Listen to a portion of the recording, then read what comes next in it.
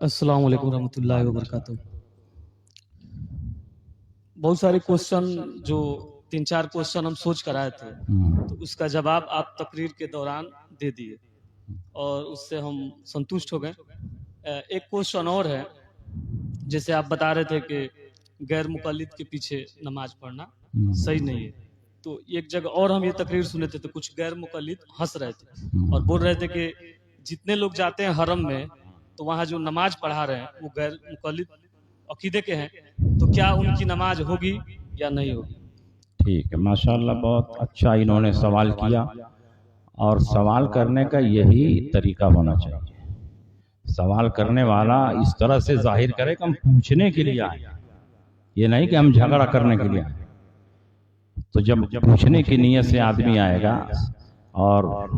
اپنا سینہ خالی لے کر کے آئے گا تو وہ پور کر کے جائے گا، پہلے ہی سے بھرا ہوا آئے گا تو کہاں بھرا جائے گا۔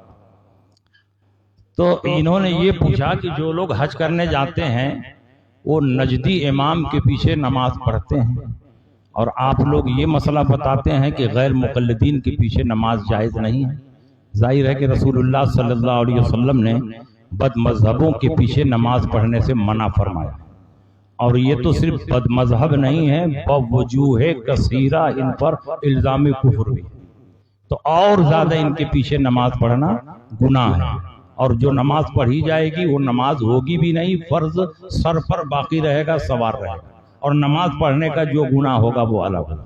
تو میں یہ بتانا چاہتا ہوں کہ کچھ جاہل اور ان پڑھ اور مسئلہ نہ جاننے والے لوگوں کے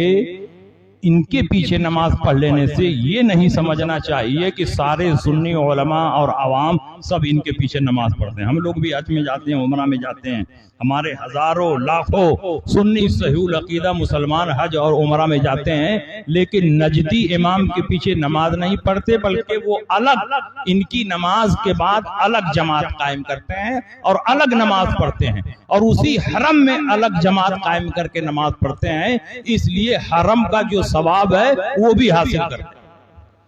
تو نجدی امام کے پیچھے نماز پڑھیں گے تو نماز ہوگی ہی نہیں اور گناہ ہوگا۔